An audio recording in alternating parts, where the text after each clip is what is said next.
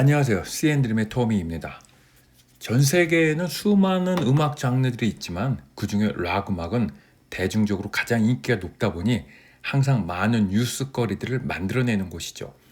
게다가 음악 자체가 진보적이라 많은 시도와 변화들이 항상 있다 보니 자주 구설수에 오르게 되고 그래서 사건, 사고가 많은 곳이기도 하죠. 특히나 락 음악의 기본 정신은 기성세대에 대한 저항, 불합리, 모순을 타파하고 가난한 자들, 노동자들을 대변하는 건데 락스타가 되어 어마어마한 명예와 부를 얻다 보니 락 정신과 생활이 정반대가 되고 그래서 이것을 극복하지 못하고 술과 마약에 쩌드는 경우가 많은 게 사실이죠. 그래서 마약, 약물 중독으로 요절한 락커들이 특히나 많고 비행기 사고나 총격으로 죽는 이들도 많은 게 바로 락 음악계입니다. 이런 와중에 락큰롤 역사에 감동적인 이야기들이 몇 개 있어 추려보았어요. 우선 락 밴드가 성공하면 멤버 간 분열이 생겨서 탈퇴, 이합집산이 많잖아요. 인류 역사상 가장 위대한 밴드라는 비틀즈도 결국 인기 절정에서 해산했고요. 폴리스라는 밴드도 그랬고요. 특히나 폴리스는 Every Breath You Take가 담긴 앨범 Synchronicity 제작할 당시에 이미 리더였던 스팅과 다른 두 멤버들 간의 불화가 심해져 서로 다른 곳에서 녹음을 했을 정도였다고 합니다. 디퍼플은 얼마나 멤버 교체가 심했던지 총 4기로 나누어 구분해야 할 정도였고요. 그 외 탈퇴가 아닌 멤버가 중간에 사망하는 경우 다른 사람으로 채워서 밴드의 생명을 계속 유지하게 되는데요. 대표적인 사례로는 다음과 같습니다.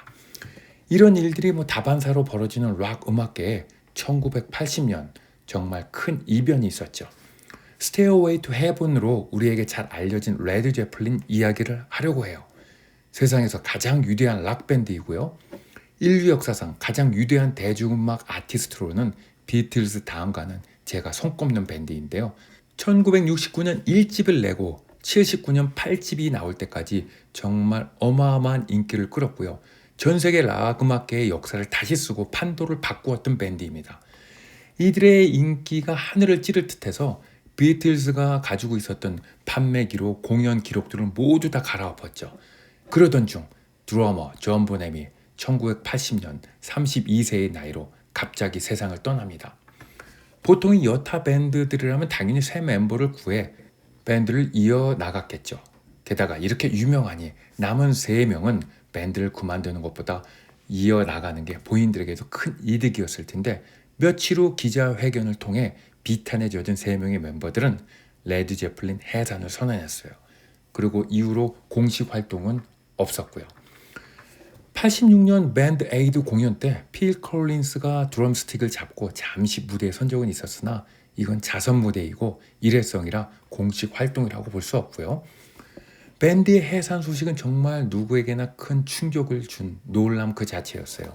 세계 최고의 락밴드가 해산한다는 소식은 모두를 안타깝게 했으나 존 보넴 없는 레드 제플린은 존재할 수 없다고 한 멤버들의 말은 실제 팬들 입장에선 모두 수긍할 수밖에 없었죠.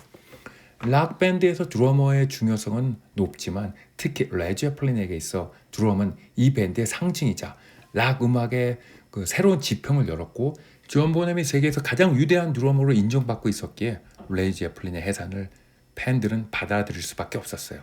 여하튼 이합집산, 죽으면 다른 멤버로 교체하는 등 이런 것이 다반사의 록 음악계에서 정말 감동적인 일이었죠. 이왕 이 밴드 이야기가 나온 김에 레드 제플린에 대해서 몇 가지 이야기를 살펴보죠. 이 밴드는 디퍼플, 블랙 사바스, 더 후와 더불어 하드락의 대명사였는데요. 당시에는 비슷비슷한 하드락 밴드로 취급받았지만요. 세월이 많이 흐른 지금은 여타 밴드들과는 격을 달리하게 되었죠. 레드 제플린은 상업적으로 엄청난 성공을 거두었으나 실제 이들의 기본 정신은 상업주의와 타협하지 않겠다는 거였어요. 그래서 싱글 발표도 최대한 자제를 했고요. 부득이 줄여서 미국에서는 총 10장의 싱글이 발표되었지만 영국에서는 한 장도 발표하지 않았어요. 세계적인 명곡 Stairway to Heaven도 싱글 발표하지 않고 음반으로만 승부를 걸었다는 사실도 놀랍죠. 또 영화나 드라마에 자신들 음악이 쓰여지는 것을 절대 용납하지 않아 오랜 세월 쓰지 못했어요. 그러다 2003년 잭 블랙 주연의 스쿨 오브 락 영화에서 이미그란트 송이 처음 쓰였는데 이때도 잭 블랙이 레제플린 멤버들에게 통사정을 했고 락 음악 영화라서 특별히 봐주었다는 일화가 있어요. 이 노래 없으면 영화 성공 못한다고 잭 블랙이 간절히 사정했다네요. 이후 레제플린 노래들이 총 5번이 쓰였는데 그것 외에는 지금도 광고 영화에 모두 쓰지 못하고 있어요. 멤버들이 절대 허락을 안 하죠. 영화 스쿨 오브 락 명작이니 꼭 보시고요. 레제플린 6집 피지컬 그래피티는 특별한 히트곡도 없이 앨범 차트 1위에 오르는 기염을 토했고요. 그리고 1집부터 5집까지가 빌보드 앨범 차트에 모두 오르는 기적도 만들었어요. 이런 기록은 아마 인류 역사가 끝나는 날까지 깨지지 않을 거고요. 동시대에 같이 활동했던 블랙 사바스, 롤링스톤스, 디퍼플, 더 후 등은 절대 따라올 수 없는 기록들인 셈이죠. 끝으로 미국에서 가장 많이 팔린 음반들을 살펴보면요.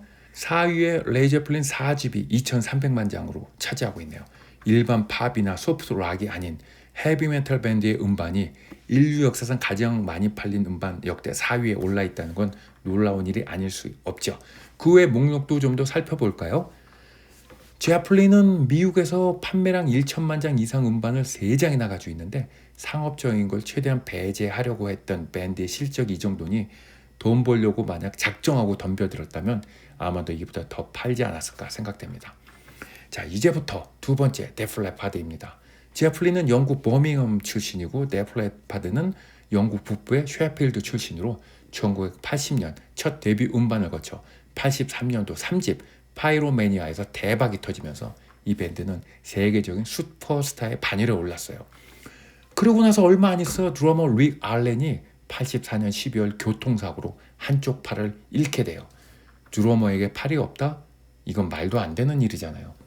그래서 기존 멤버들은 다른 사람을 구해서 밴드를 계속 영위할 것으로 예상했는데 이를 뒤엎고 나머지 멤버들은 릭 알렌이 회복하기를 기다려 주었어요.